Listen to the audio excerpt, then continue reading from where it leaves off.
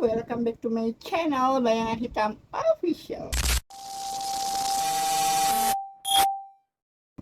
BJS kali ini gue mau jali-jali ke salah satu pengadilan negeri Jakarta Selatan. Mau tahu keseruannya, tapi sebelum itu lagi-lagi gue mengingatkan jangan lupa dibantu subscribe, like, comment, and share videonya agar channel gue terus berkembang.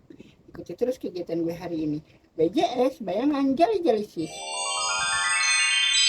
Ini dia, gue udah sampai di stasiun Nambo. Seperti biasa, gue berangkat kereta jam 9 pagi. Jadi gue berangkat dari rumah itu setengah 9 karena jarak dari rumah gue ke stasiun Nambo itu sebenarnya nggak terlalu jauh, tapi karena tadi ada perlu juga jadi gue berangkat lebih awal. Gitu, ini dia, gue lagi nungguin keretanya datang karena keretanya masih jalan dari Cibinong menuju Nambo. Ikutin terus kegiatan gue hari ini, yes, sampai nanti gue ada di pengadilan. Terima kasih buat teman-teman yang sudah support, sudah membantu channel ini. Ini dia keretanya sudah datang. Mari kita siap-siap ke Jakarta Selatan di stasiun Pasar Minggu. Oke, sampai jumpa di lokasi. Bye.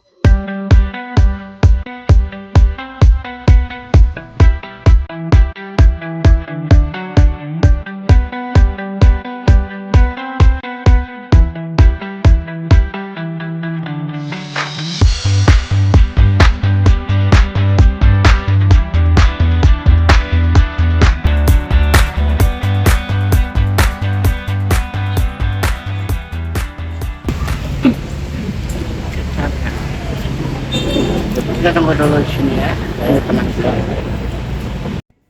Oke, kita periksa dulu sebelum kita masuk ke area pengadilan.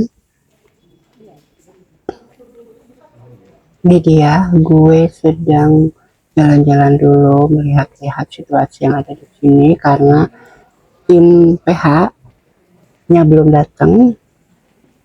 Jadi kita mau melihat apakah pidananya sudah datang,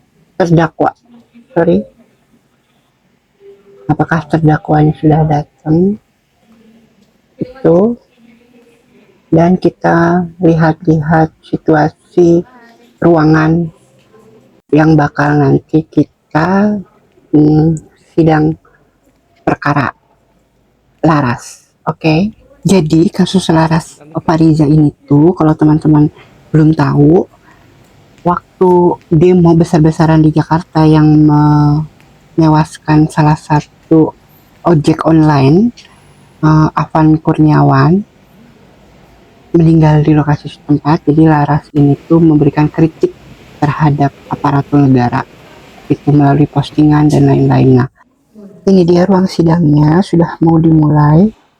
Sidang kali ini tuh pembacaan saksi dan ahli, pengumpulan bukti gitu dalam perkara Laras ini.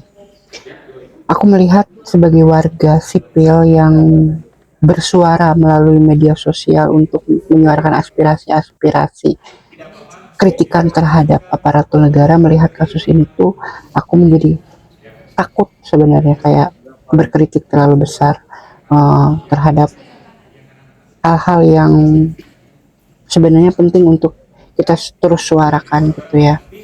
Melalui kasus Laras Fariza ini kita melihat bagaimana negara dapat gagal melindungi warganya, malah justru membiarkan hukum digunakan untuk membungkam kritik.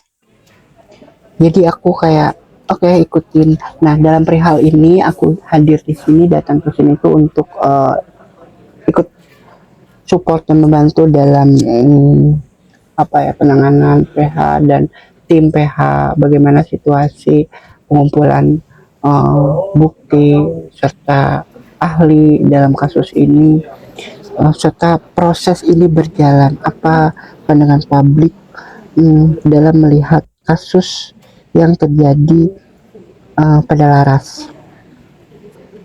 Dukungan publik tuh menjadi penting agar proses ini terus terpantau, ruang aman bagi suara perempuan dipertahankan, dan solidaritas sesama perempuan menurutku itu juga penting, bagaimana agar kita tuh tidak takut dalam melawan gitu. Ini dia prosesnya, situasinya sangat tegang dalam proses persidangan kali ini, dan beberapa catatan-catatan yang menurutku penting juga untuk catat dalam prosesnya adalah bagaimana situasi terdakwa menjadi sangat rentan karena situasi ini akhirnya pekerjaannya tidak dilanjutkan gitu karena adanya situasi ini. Banyak, aku kalau flashback lagi ke belakang tentang situasi yang terjadi pasca demo di Jakarta kemarin, banyak banget masyarakat yang mengungkapkan kemarahannya atas aparatur negara, atas kelalaian negara. Namun hanya ada orang-orang yang akhirnya lemah yang dapat dikriminalisasi, termasuk dalam kasus ini Laras Parija, perempuan tahanan politik yang dikriminalisasi karena bersuara atas ketidakadilan. Laras didakwakan dengan 4 pasal oleh jaksa penuntut umum dalam Undang-Undang ITE. Postingannya dinilai provokatif atau ujaran kebencian, mengajak masyarakat untuk ikut dalam situasi tersebut. Jaksa menjerat Laras dengan pasal 28 ayat 2 Undang-Undang Nomor 11 Tahun 2008 tentang Informasi dan Transaksi Elektronik atau ITE. Pasal 28 ayat 1, pasal 38 ayat 2 yang mengatur perbuatan melawan hukum berupa perubahan atau pengerusakan, serta pasal 160 KUHP tentang penghasutan untuk melakukan kekerasan. Dan pasal yang terakhir yang dijeratkan sama si Laras itu pasal 161 ayat 1 KUHP tentang penyiaran dan penyebaran tulisan dalam konten yang dibuat si Laras. Pertanyaanku tuh muncul pada saat itu dibacakan atau aku melihat kasus ini.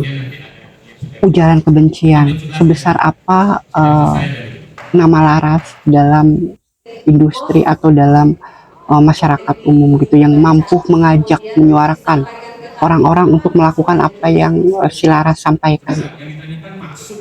Kalau dia public figure yang punya followers banyak, mungkin pengikutnya bisa mengikuti apa perintah dia dalam postingan itu. Atau dia misalkan pejabat publik, kayak dorongan untuk ngasih tahu bahwa ayo, yang diusungkan soal provokatif itu mengajak masyarakat untuk melakukan tindakan anarkis dan lain-lain gitu.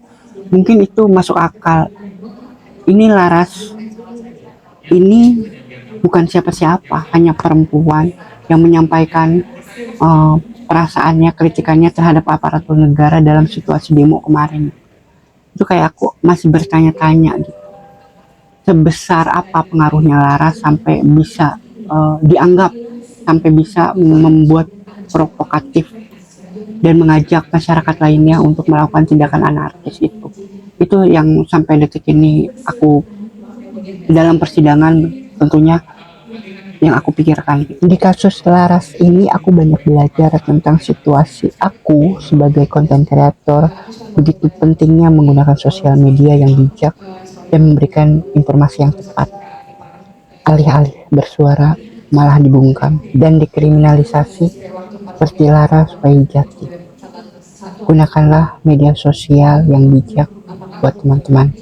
Bayangan semua di sana.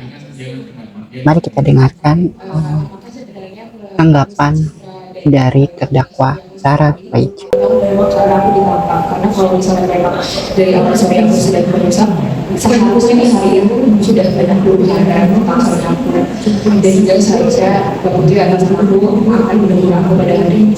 Jadi untuk pertanyaan pertama, yang kedua, Mbak Putri tadi statement kita tidak sering rektor lagi, tidak terlalu sering rektor di kantor, karena aku masih ada 2 atasan lagi, yaitu director dan juga senior officer kan. Cuman aku sering juga minta approval dan review ke kamu. Itu lah. Pertanyaannya yang kedua. Pertanyaan yang kedua apa? Ya, aku selalu mulai kenapa Bapak Putri beropini seperti itu. Untuk yang pertama, Laras,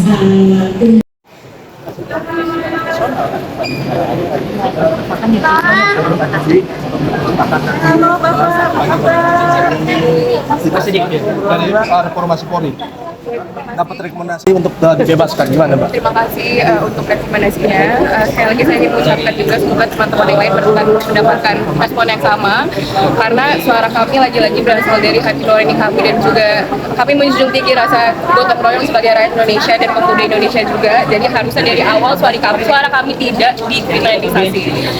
Dan itu saja dari saya, terima kasih. Untuk sidang saat ini gimana Mbak Laras? Sidang saat ini habis pemeriksaan kami.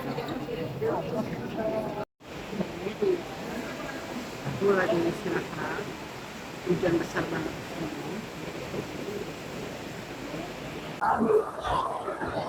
Yang mau karena lagi istirahat, jadi mau ke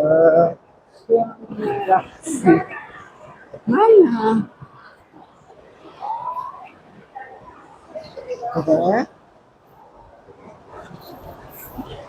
Aku maraton itu aja kegiatan gue hari ini. Lagi-lagi aku mengingatkan supaya subscribe, like, komen, share, dan channel. Bye.